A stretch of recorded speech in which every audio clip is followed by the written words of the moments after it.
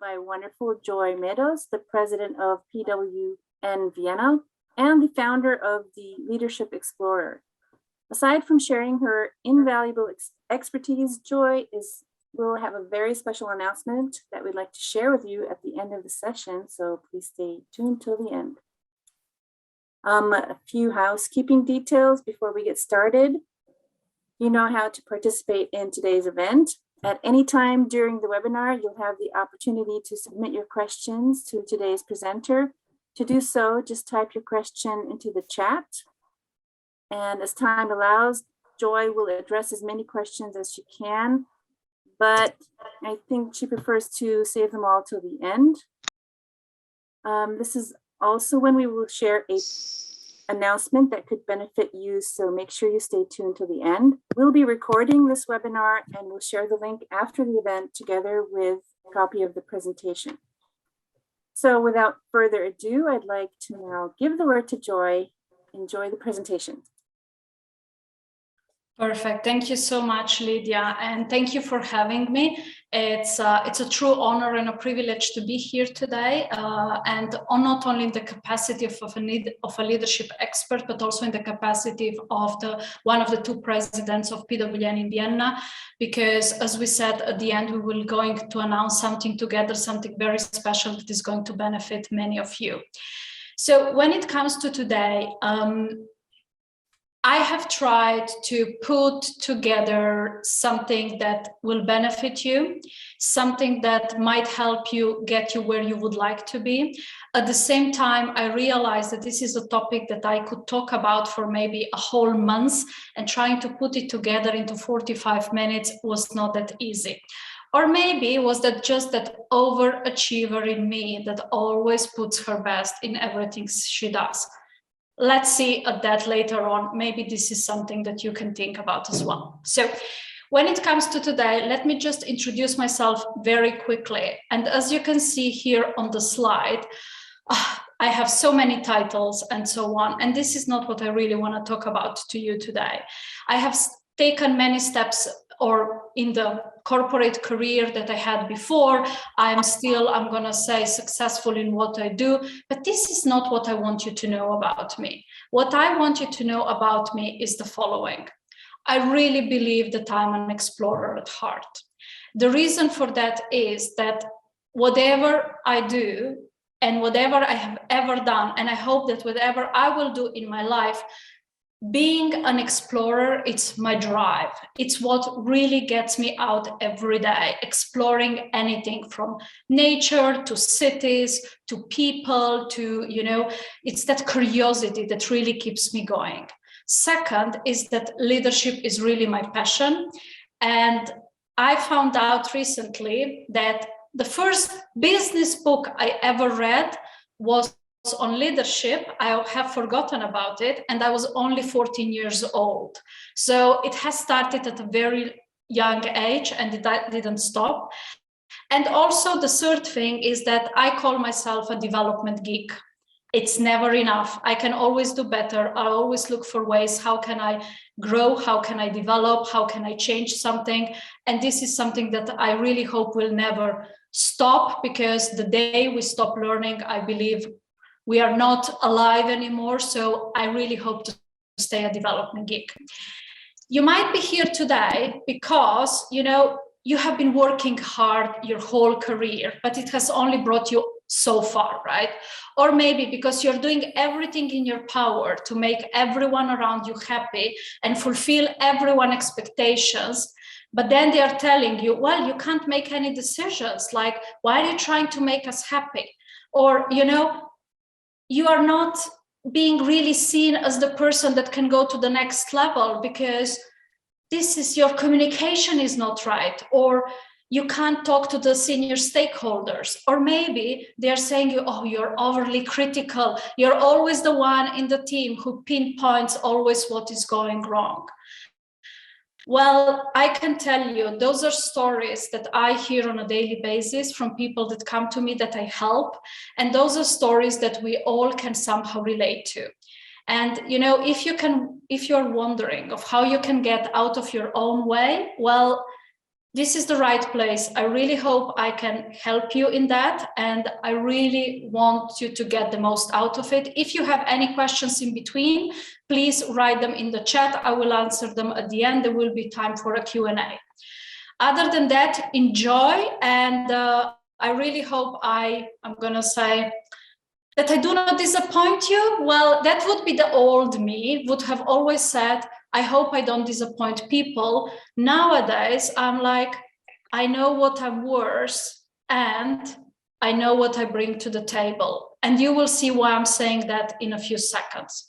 So before we get into the behaviors and into the whole thing about what got you here won't get you there, I think it's really important to give you a little bit of context. So I'm going to start with an introduction about how behaviors are being formed. You might see here on the pictures the beautiful iceberg, right? And what we usually see from an iceberg is just the upper part. What we don't see, it's the whole bottom that goes in. And this is the same when it comes to human beings. What we usually see is the behavior, it's the way we behave. But what we don't realize is there is much more to the person. And this is everything that's deep inside ourselves. Those are our thoughts, our values, our emotions, our feelings, our belief system, our priorities, everything. And if we go even deeper, you know, there are our needs. And if you have heard of Maslow, this might be about self-esteem, about being worthy, being loved, you know, wanting to belong, the feeling of safety, security. So actually, if you look at the behaviors, everything what is underneath the water, right? Everything what you don't see, it's what actually drives the way we behave every day in every situation. And that's really something important to realize and to know, because we will come back to that in a little bit. And there is one more thing that it's also driving our behaviors, it's the environment we are in. So what you might see that in one organization, you might be behaving a certain way, and in another organization in a different way. And this is something that, you know, it's also important to realize that depending on the environment where we are in, our priorities might change, our thoughts might change, also our needs, because they might be instantly met and we might be behaving in a different way. But then, you know, how do we actually, I'm going to say, develop all this belief system? How do we develop our emotions and so on? I like to call this that we create our own internal world, right? So the world within. How do we do that? So when we are kids, right, when we are young, very often it is up to our parents, but also to the people that are close to us that are responsible for satisfying our basic needs, right? And what happens is that very often some of those basic needs are not fulfilled. So what happens then, because they are so unmet, we develop certain schemas, you know, or ways of how we deal with things. And from those schemas, actually, that, you know, there are some beliefs in there, there are some emotions and so on, we will develop certain survival strategies. And let's be honest, we all had different childhood, right? And it's not that it had to be always something really bad happening to us, but sometimes, you know, even, you know, not enough love is okay, but maybe too much love was also not okay. Or we had an experience, you know, at school that really shaped us. And this is how we have then developed a survival strategy. What the survival strategy does is that it teaches us that whenever we are triggered or we feel unsafe, that we act and react in a certain way, right? It's like an autopilot. And let's be honest, for certain things that is okay, because, you know, we have to react so many things in a day. But when it comes to leadership, if we are reacting out of our survival strategies, if we are acting on autopilot, this is never a good thing. But what the survival strategy does, it gives us a short-term relief, right? We're immediately relieved and we have a short-term gain. The problem is that you know, when we approach those different situations, what we always try to do is to further strengthen our own schemas, even as adults, right? And then those schemas are so embedded deep down inside of us that actually, you know, those belief systems are constantly being, I'm gonna say, we believe them more and more. So when we then try to give up a certain belief system, it feels like we are giving up part of ourselves, part of who we are, and part of our security. So what's important is that on a long run, we really need to become very aware of those things because they are driving us. And when they are driving us this way, they are not always helpful, because on a long term, when we always react out from survival strategies, we have a long-term liability. So let's have a look at the 3 survival strategies that we have. It's the so-called fight, flight, and befriend. So when we are in the fight, it's sometimes when we are overcompensating about something, right? It's about trying to be controlled. It's about tricking someone and so on. When we are in the flight one, it's about, you know, I'm resigning, so I will just do what everyone else does, right? And we have all been in this situation. And when we are in a befriend, it is actually when we are trying to, you know, no, sorry, I just mixed it up. So a flight, sorry, it's like I don't let anyone close to me, right? When we really try to be very far away, when we are not emotionally attached, where we don't let people get to know us. And the befriend or the freeze, it's actually when we resign, right? Where we just say, I will do what everyone else does. Let me tell you a story. If I look at my childhood, and it's not that, you know, it has been the worst of the childhood or something like that, but I can clearly see how I have developed, especially the fight survival strategies, but also partially the flight and the befriend. So the fight was, I always wanted my mom to actually be proud of me. Well, I was always the first in class, always trying to do my best, and she never said, I'm proud of you. So I was always trying to do more and be better and so on, and it never happened. The flight one, it's so funny, but we were always told in the house, you don't cry in front of other people, so don't show your emotions, right? So go to your room. So this is something where I learned that whenever I'm having a bad time, I don't ask for help, but I become emotionally unavailable till I solve my own issue. And the befriend, the complying is, I so much wanted to be liked in school. Oh my God, I was trying to do anything just to be liked. So it's, you know, we all have this. And, you know, I think what's important about it, it's really to be aware, because those strategies that we have developed through the childhood, but also through later experiences and the people we have met, they are following us in adulthood and they are still driving us, right? And what I always like to say is that we all walk around with an armor around ourselves. It's like a shield, right? Because we are dealing with threats in our environment. They might be real threats or just perceived as such, right? And we often perceive things that are not true. We might feel that we are in danger or that our identity is in danger, and it is not.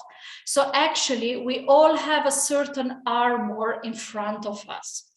So what I would like you to do next is to take some time. I hope you have maybe something to write. If not, just do it in your mind. I'm not going to put you in breakout rooms because I think this is a very personal thing. And as you don't really know each other, I don't want you to share this with other people.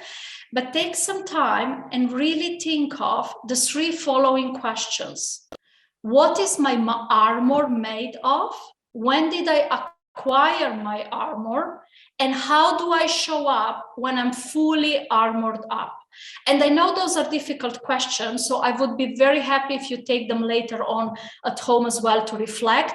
But just for the sake of today, take some time and really think about what would you answer to those questions. What is my armor made of? When did I acquire my armor? And how do I show up when I'm fully armored up?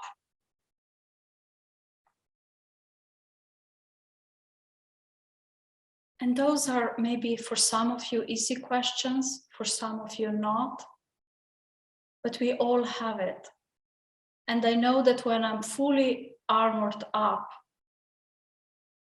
well, I might not be always the nicest of persons, right? Because first of all, I'm going to detach myself so people will not really see me. And the second, I might be in an overachieving mode where I go like a bulldozer and I see somebody smiling, so somebody might be even having the same thought. So just take some time and reflect for yourself. Joy, there's a question if they should share in the chat. If you feel like sharing in the chat, please do so. I would be very happy to hear. Don't feel obliged, because I know those are very personal things. So however you feel, if you feel like it, please do so. Would be happy to read.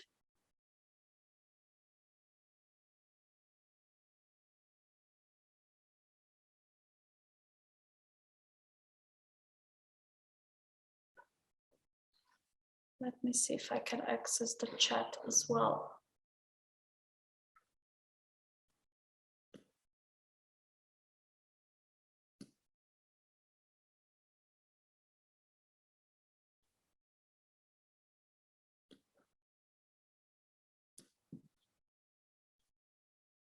Maybe there is also someone who would like to go live and share. Up to you.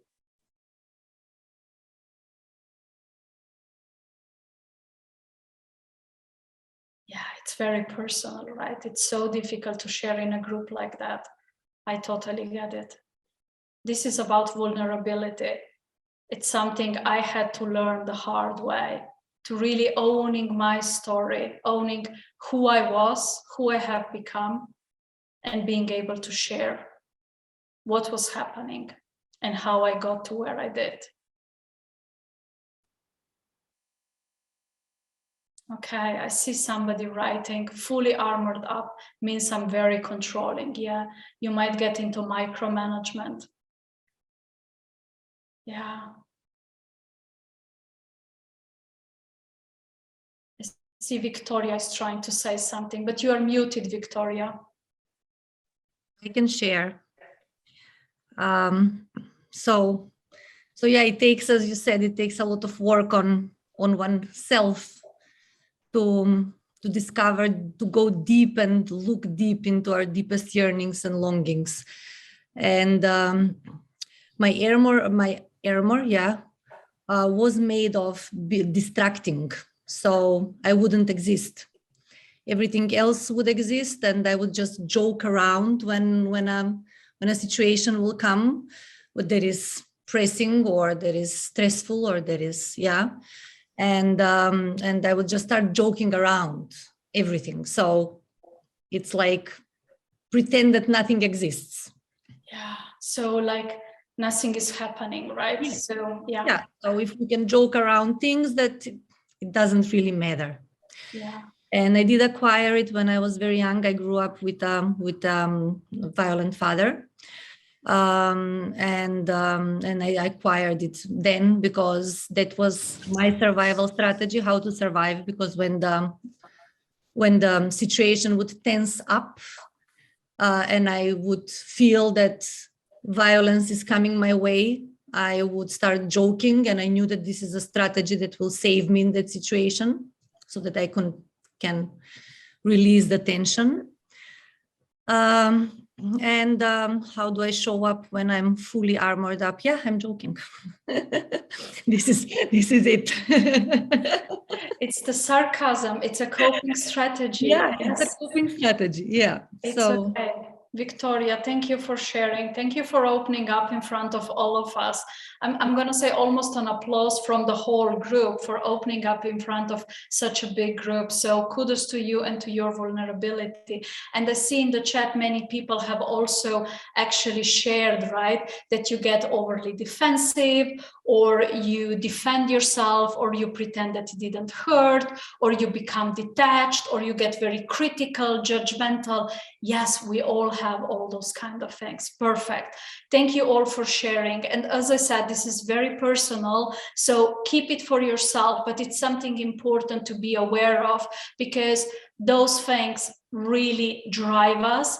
And, you know, if you want to develop, if you want to go to certain levels of career and leadership, you know, you will need to start dropping that armor down more and more. Because the problem with the armor, it's also the following. You have a helmet. When you have a helmet, you don't really see what the reality is. So it's always good to make a reality check as well. Is the threat I'm really perceiving really a threat? How true is it in the moment? Just something for you for actually, you know, I'm going to say, think about it. Good. Then I would like to go to the second part of today. Oh, actually, I have one more slide that I forgot that I added in. Work in progress, because I really and fully believe that we are all a work in progress. You know, we grew the way, you know, we are born and then we are growing up and we become adults. There will always be things, you know, that we can do better, that we can do differently, and so on. So wherever you are on your phase of development right now, it's okay. You know, it's your story. So own your story. Don't compare yourself to other people, right? It's not necessary. Wherever you are, it's okay. The question I would ask myself is, who do I want to be next, right? And I'm not saying in 5 years or 10 years or 20.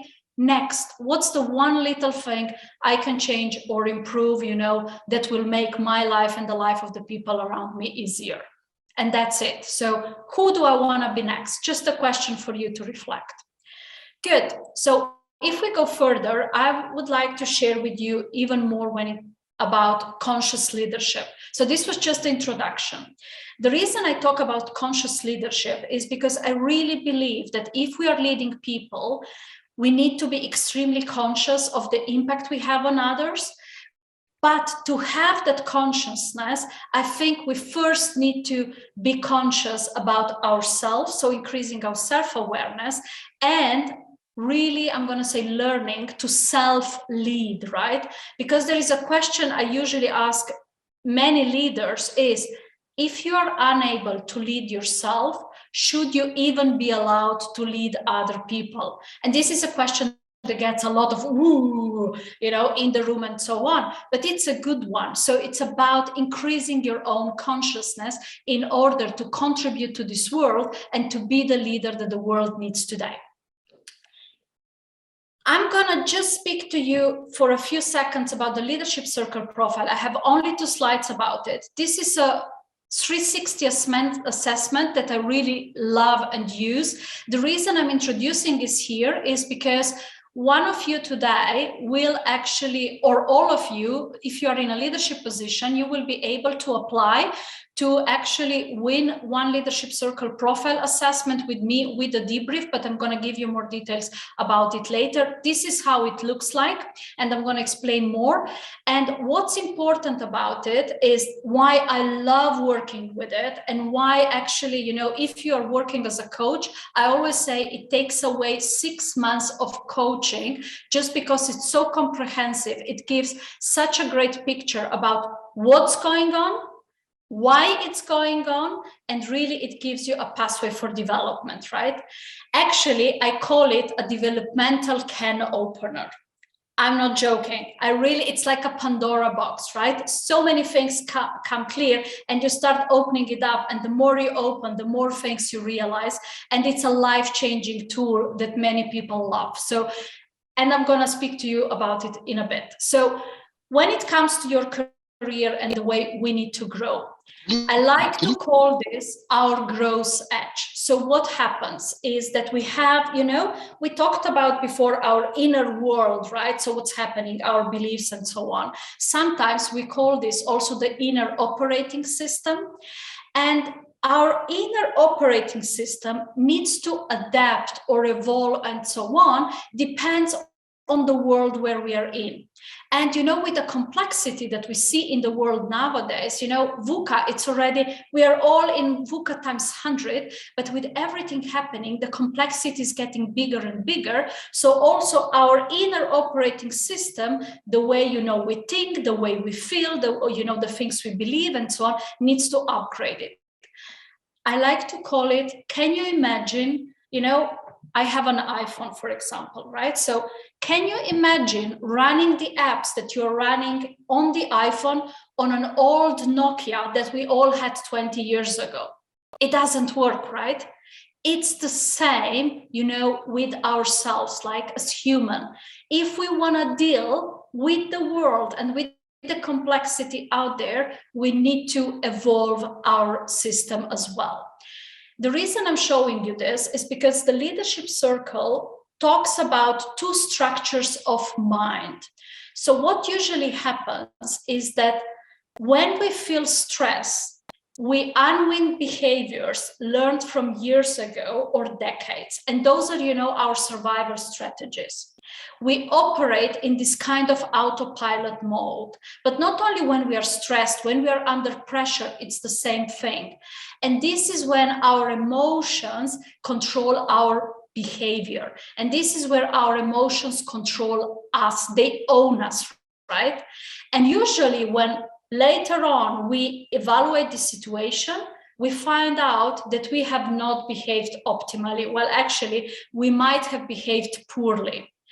And these behaviors in the leadership circle are called reactive tendencies, right? We are in a reactive mode because reactive behaviors are completely natural. So there is nothing wrong with it. Don't get me wrong. There is nothing wrong with it.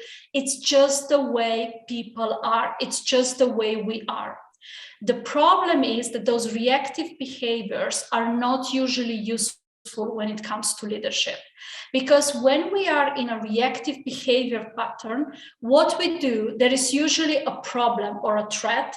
And there deep inside, there is a fear coming up. We might fear for our safety or for our identity, or, you know, because of it, we might, you know, our worthiness might be under question.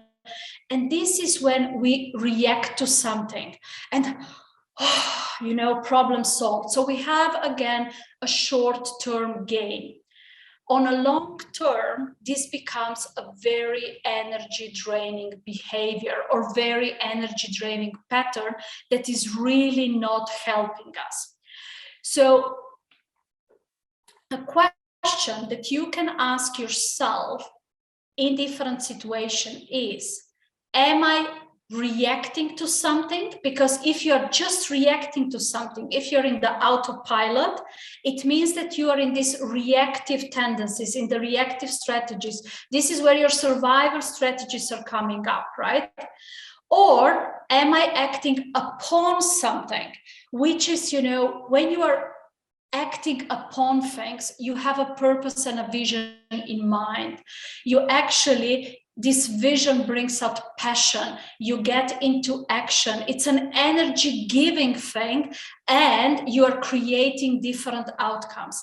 And this is the kind of behaviors that leadership needs today. And those are the kind of behaviors that the leaders of the future, not only of today, but of the future, need. So we all need to go through this developmental stage. What's important is that if we are in the reactive, a part of us will always stay there. Even let me give you an example. This morning I had an appointment and I took the wrong tram. I took the tram 1 instead of 71, right?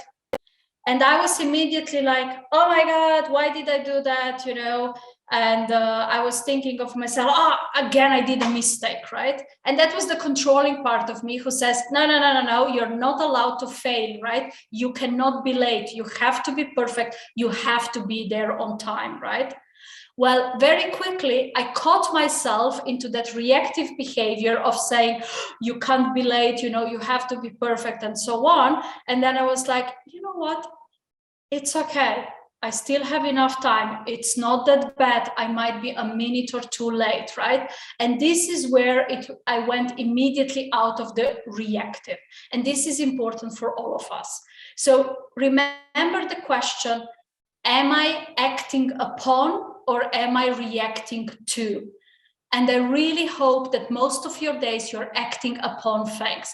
But remember that whenever you're stressed, whenever you're under pressure, whenever you have deadlines coming in, or with everything happening in the world, it's so easy to go back to our, known place, to the safety, to the comfort zone. And those are usually the reactive tendencies that we have. Okay, bear with me. There is lots more to come.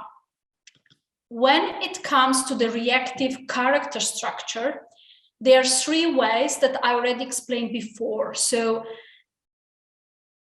whenever we are in the reactive, what it means, we might, flight, freeze, or befriend, right? What I told you before. So what it happens is that whenever we get trapped in our reactive tendencies, our ego really demonstrates the need to control the outcomes. This is in the controlling part, or to keep us away from vulnerability.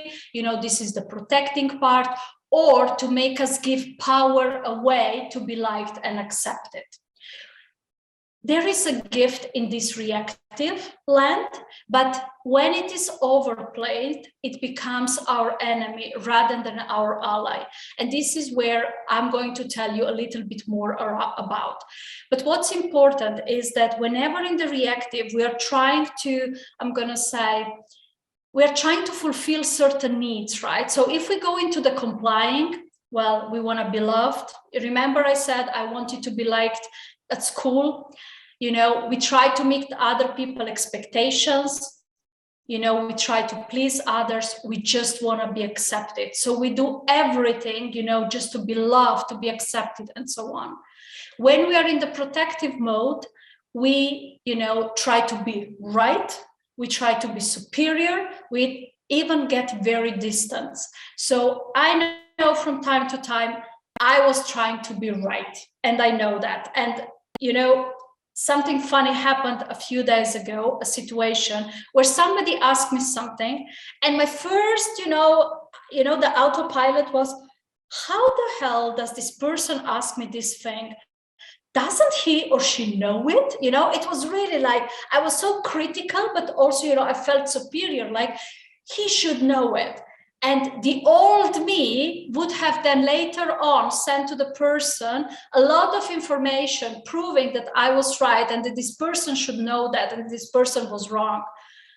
The new me was very like, okay, well, maybe there is a reason this person doesn't know this.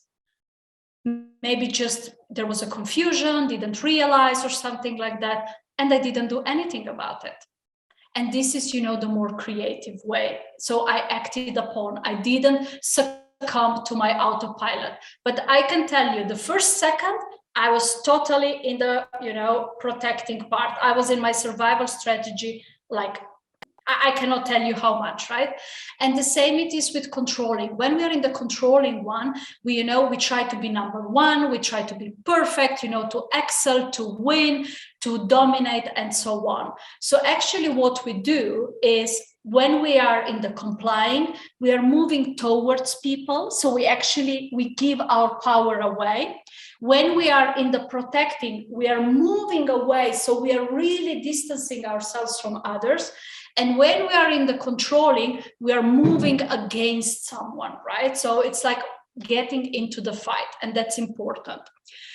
And just for you to know, we all have these roots in the reactive, right? I love it, this picture, because this is also where the origin of our gifts lies, right? But our developmental task is to grow something on top of those roots, right? To have the gifts, the strengths that we bring really flower in a way that serves the world. And this is what I want to help you with. So, okay, maybe just a little pause before we go there. How are we on questions in the chat? It seems all good. Mm-hmm. I No know questions so far. Okay, I know I'm dumping a lot of information on you. So, is complying good? Catherine, that's a very good question. That's a very, very good question. I'm going to answer this question in the next few slides. So it's not about bad or good or wrong or right? It's all about seeing where, just a second, something happened on my screen. Okay, here you're all back. It's about knowing where we are, raising the awareness, and then I'm going to tell you a little bit more. So, Catherine, do I assume you're in the complying? Do I assume that correctly? No, I was a little confused because all the things next to it, love and stuff, seemed like positive things, and the others didn't. So I was confused because I was assuming what you said the second time, but I just wasn't really clear. Okay, good. It's a lot of information, I'm aware. So if we go back, if you look at this, when you are complying, or maybe let me go to the next two slides, then you will see. So because I will go through the three different ones in a second. Okay, so let's start with complying, right? So what happens with complying? When we are complying, I would say this feels that we are losing our identity. We are losing oneself. We are giving our power away because we are trying to meet other people's expectations. I call this also the Mother Teresa syndrome. Because what we do, we might, I'm going to say, consciously manage, to really be or stay in good graces of others. We might always try to do good by everyone. We might try, we so often might say yes, even though we really want to say no. In meetings, we would really try to see, oh my God, is it safe to speak up?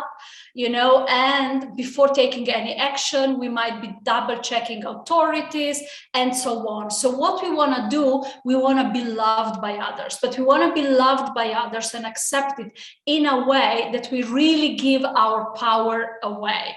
So Catherine, what do you say? Is this good or bad?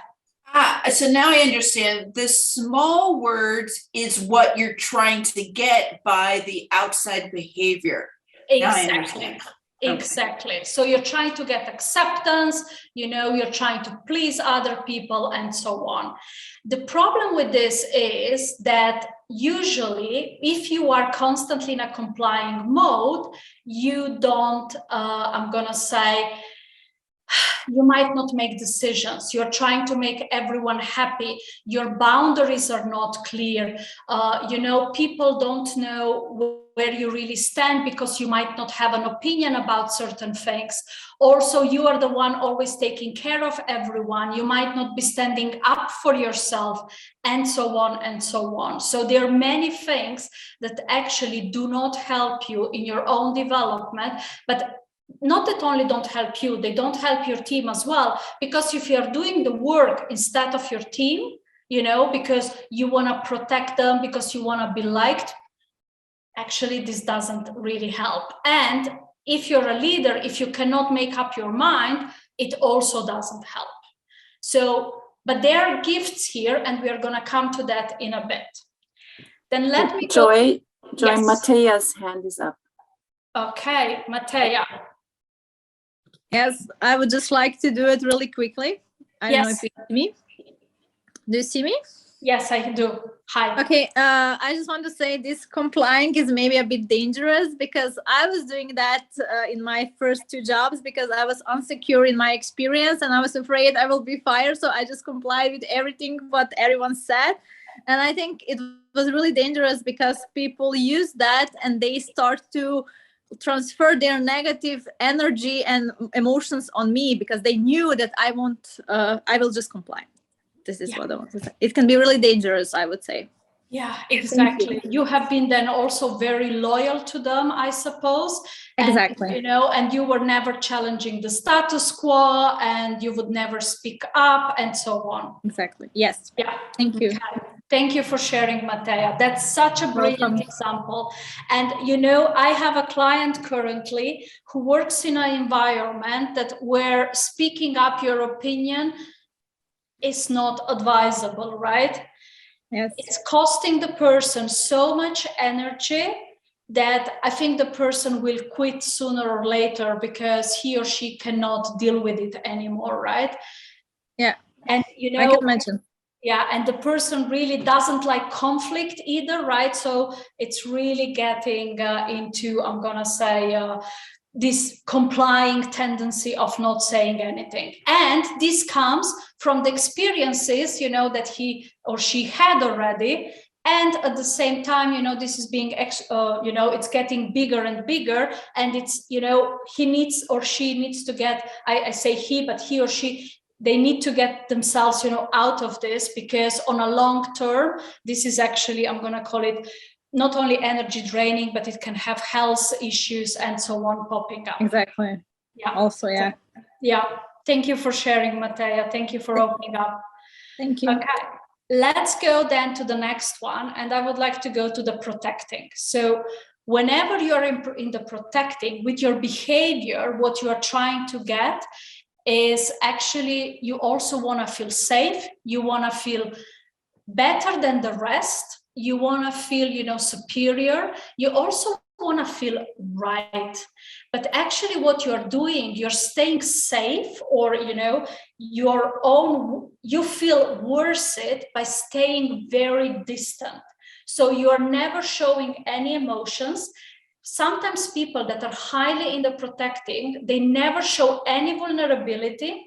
Actually, a client of mine was always told to have a poker face because they never knew who or he or she was, and what he or she was feeling, and what he or she was thinking. It's like having this wall in front of us, and we really distance ourselves because, you know, we want to feel self-sufficient, we want to feel right. And at the same time, what's happening is that, you know, we might be holding back and, you know, just watching. And I'm sure you know those people who are just watching unfolding situations. Also, what sometimes those people might do, they might be seeing always the flaws and the problems. They might be seen as the overly critical, because they always come, you know, and they say, oh, you know, this is wrong, right? And I'm sure you see, you know, people like that. Or, you know, they even might be saying, how should I say that? You know, they want to be seen as, oh, I am better than you are, right? So whenever you say something, they will try to say something on top of it so that they will, you know, be seen as even better than the other person. So this is the protecting. I can tell you, when people are in the protecting mode, there is a very wounded child, I'm going to say, inside. It's for all three, but even in the protecting even more, because, for example, I had a client who had to take care of the grandmother while the mother was away for work in a different country. And she really learned, this is a she, I'm gonna tell it, to actually be self-sufficient, that she could never show any weakness, you know, that she could be, I'm gonna say, you know, being capable of dealing with anything, very independent and so on, and was never asking for help. And this is also not healthy if it's overdone. Clear about the protecting? Okay, I hope so. If not, Lydia, you will tell me. And then I would like to show you the controlling. Oh, the controlling one. Well, I'm partially here. I mean, years ago, I was on all three. Nowadays, I still know I'm partially in the controlling. I know that it's part of me and I own it. So, you know, this is where we really set high standards for ourselves, but also for others. This is where, you know, it's never enough, where we get very competitive, where we try to outperform, you know, where we always want more, you know. And this is also when we are in the controlling, you know, a micromanager. Well, a micromanager, it's usually in the controlling behavior as well, in the controlling tendency. And this is where, you know, failure is not possible. I remember at one of my first jobs, the first time that I was leading, do you know what was my favorite word to say? This is not acceptable. Oh my God, when I think about it right now, I'm like, oh, what an idiot. Sorry for the word I was at the time, but I was so much having high standards for everyone around me and myself that this was my favorite word to say. This is not acceptable. And I can tell you, we can all get away from it, because when we are in the controlling, you know, we try to achieve things, we try to dominate, we try to win, we try to be number one. So, you know, what we don't realize that when we are in the controlling, I call this the bulldozer, right?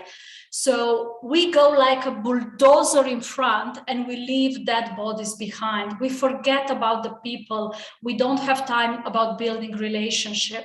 Let me give you an example. I had a person coming to me and she was always told that she will never make it to the board of the company because she's not capable of properly communicating with different stakeholders.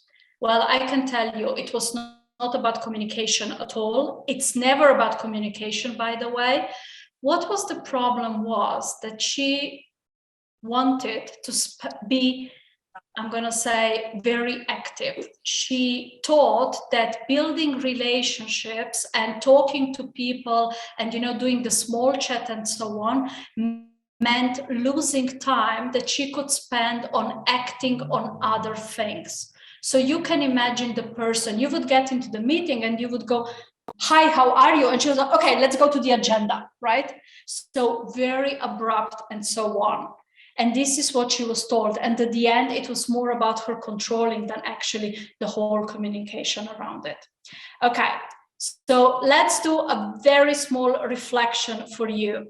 So where do you see yourself the most? So do you think you're more in the complying, in the protecting, controlling? And would the people around you say the same or something different? Let's see. And feel free to write in the chat. Where are you? Are you more complying, controlling, protecting? Okay, Lydia, controlling. Woohoo! Welcome to the club. What about the rest? Where do you see yourself? Protecting and controlling. I'm in that club too. Okay, Stephanie, controlling, complying. Okay. Controlling used to be complying, controlling, protecting. Okay, controlling followed by protecting, controlling, and a little bit of complying. Yeah, thank you for sharing. And honestly, it's okay. We are all in the same club, right? We are all there. It's how we grew up. It's how we develop. And those are the reactive tendencies that we all have. It's all good. But there is a secret. And do you want to know what the secret is? Or actually some good news? There are quite some nice gifts in those reactive tendencies. They are things that you're really, really good at. You're just using them the wrong way. So you will need to ask yourself the question, what do I need to unlearn? Because we all will need to unlearn something. Do you want to know what the gifts are in those different? Yeah. Because there are things you're really good at and you're not aware because you're using them the wrong way, and then they have the wrong impact on the people around you. So let me share with you the gifts. Oh, I'm not giving you gifts, I'm just sharing gifts, right? So just saying. Perfect. So if we look at the complying, right? Actually, if you are in the complying, your gifts are the following. You might be really good at recognizing and responding to the needs of others. You might be very reliable. You might be sensing other people's emotions more than others. You might be willing to go the extra mile. You know, you might be really good at maintaining loyalty. So you're loyal to people, to, you know, organizations, to causes. You might be even the one who is upholding traditions, which is something very important. You might be, being in service of other and being easy to talk to.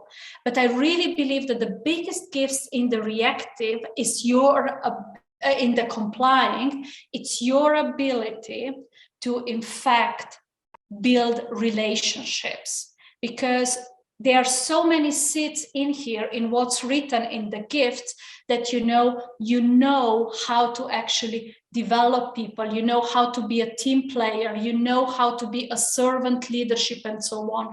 You're just using it the wrong way. Let's then have a look at the gifts in the protecting. Ooh. So actually the people who are usually in the protecting, they are really good at cutting through complexity and really seeing the issues. They are so able to get this, I'm going to say, bird view, right? The balcony view. Also, you are capable of getting detached and observant and not getting too emotional when things are getting emotional. And this is also something that is often very needed. You also, you do care deeply for certain people or certain causes, because there is this wounded part of yourself that actually really, really cares deeply for others. And, you have such an extreme knowledge that you can offer.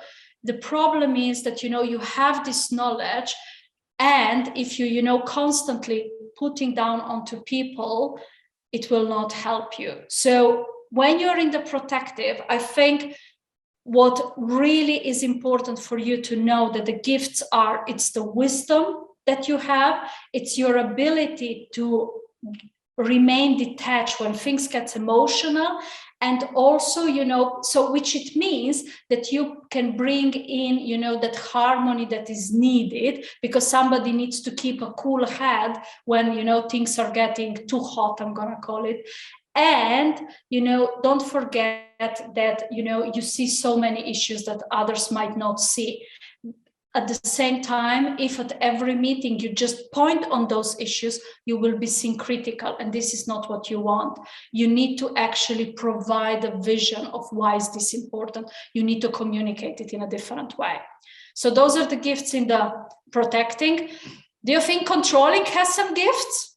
Because I saw we are so many controllers and so on. Yeah, of course there are some gifts in the controlling as well. So, well, I said at the beginning, I'm a development geek, right? Well, one of the gifts in the controlling is our wish to pursue continuous improvement. And, not only in our personal lives, but also at work and in everything we do. Also, we do excel in many situations, so we might be really good at different things. We are setting high standards, which for some people might be good, but for some people might not. So we have to be aware of that. One colleague of mine years ago told me, like, Joy, I know you're used to at giving 200%, but remember that most people will give only 70%, and that's okay. So I really had to, step down. Also, when you're in the controlling, you do create results, and don't people know it, right? So you're really good at that. The problem is if you keep creating results, will people really want to get you to a higher leadership position? You're the doer, you're constantly in action.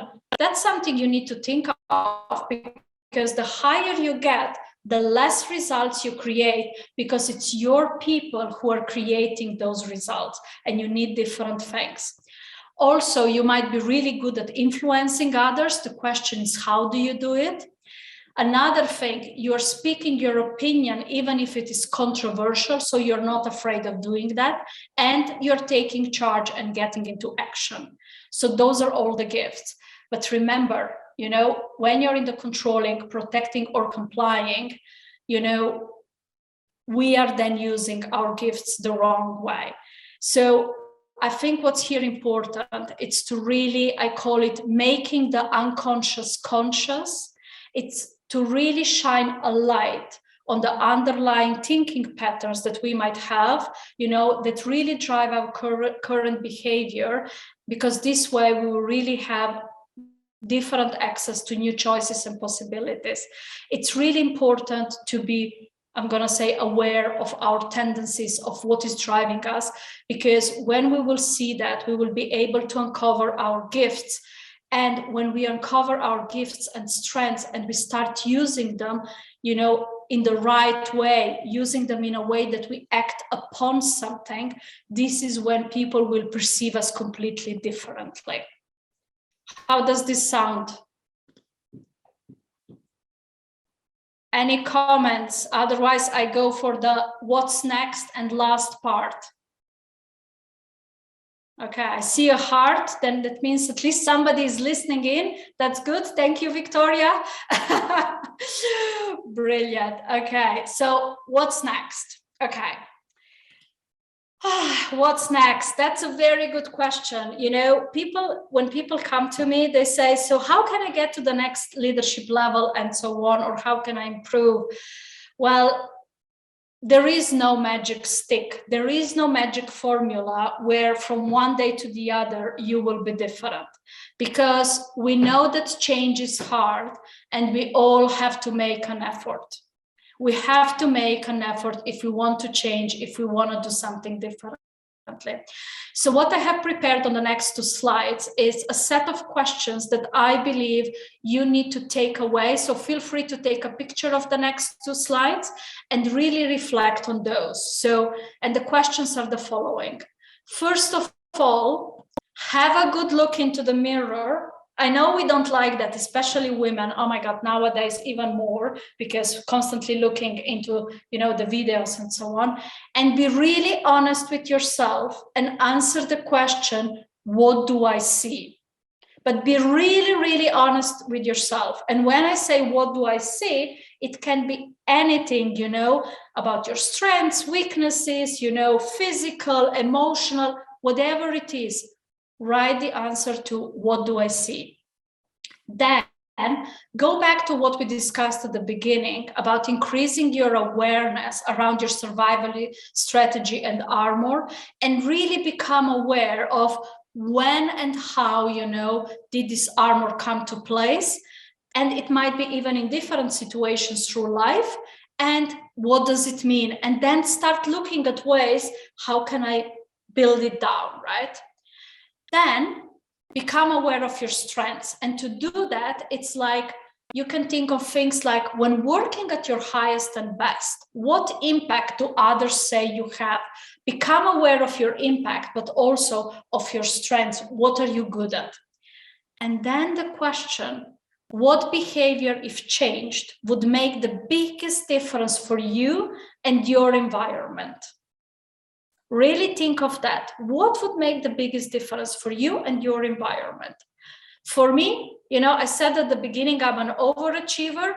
I'm still working on it. And I know I have to kind of still scale it down a little bit, right? I think this is what will make the biggest difference, because sometimes 110%, it's more than enough. 120, it's already too much, right? So that's one. Did you take a picture of the slide? Because this is your homework. And then the next slide with more questions. Then start observing yourself in action and ask yourself the question, am I consciously acting upon or unconsciously reacting to something? And this is really to become aware, am I in all my reacting tendencies? Or am I using my gifts in the right way and I'm acting upon? Because when we are in the reacting, it's energy draining. When we are acting upon, it's energy giving. Just remember that, energy draining, energy giving. And also, what's the impact of that behavior that you have identified before? What impact does it have on the people? And then let's go a little bit deeper. Which assumptions and beliefs am I holding firm when behaving this way? So the behavior above. Then I would like you to challenge these assumptions and beliefs. Really, How true is that? Are those beliefs really serving me? When did this happen? When did I learn this belief and so on? And in order to, I'm going to say, lead differently or behave differently, ask yourself, which new assumptions do I need instead? And of course, at the end, you can contact me for more, because this is about developmental coaching, and you never know if we might be working together. And having said that, those are my contact details. Feel free to connect with me on LinkedIn. If you do so, please do write in a private message that you have been on my CU session. I don't accept usually requests from people that don't write anything, because usually they try to sell me something. So that's my way of doing it. Or you can contact me via email. Those are my 2 emails. And here I'm open to questions and answers. It's been a lot, I know. So give me thumbs up, thumbs down, thumbs in the middle. How was the session? How much did you learn? Okay, I'm seeing some thumbs up, some hearts. Okay. Joy, you're amazing. Thank you, Lydia. All the hearts, all of them. Okay, so questions, tell me. What questions do you have after all of this? And Well, don't go away, because we have 2 special announcements still coming. That's right. So I've written down 2 from the chat that were unanswered. Yeah. I'll read out one of them. Can we separate ourselves from these roots? That was the slide with the tree. Or even further, how can we turn these roots into something powerful and positive, more balanced? Yeah, okay. I love the questions, because can we separate ourselves from the roots? Do you want to separate yourself from your own roots? That's a question to ask yourself, because if you separate yourself from your own roots, you're cutting yourself in half, right? So when it comes to the roots, I always say it's not about separating yourself from the roots, but really understanding your roots, understanding what has been happening, increasing awareness around it. Because once you do that, you will be able to deal with everything in a completely different way. So don't separate yourself, own your roots, right? Own your story, because your roots, it's what made you who you are today. You know, I always say my childhood, it has been whatever it has been, but without my childhood and all the experiences, I would not be who I am. So it's a crucial part of you. Of course, it still defines us in a certain way. What's important, it's finding the way in which way we want to, that it's defining us.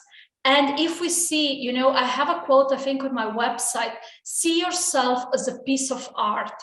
If you see something that you don't like, get to work and change it. It's the same with our roots. Is there something that we are not proud of, that we have a part of ourselves? Well, get to work, change it, right? You can do that. But don't, you know, deny your roots. They have made you who you are today. There's another one in the chat. How does status, sensitivity, wish for acknowledgement, respect, etc. correlate with the 3 types outlined?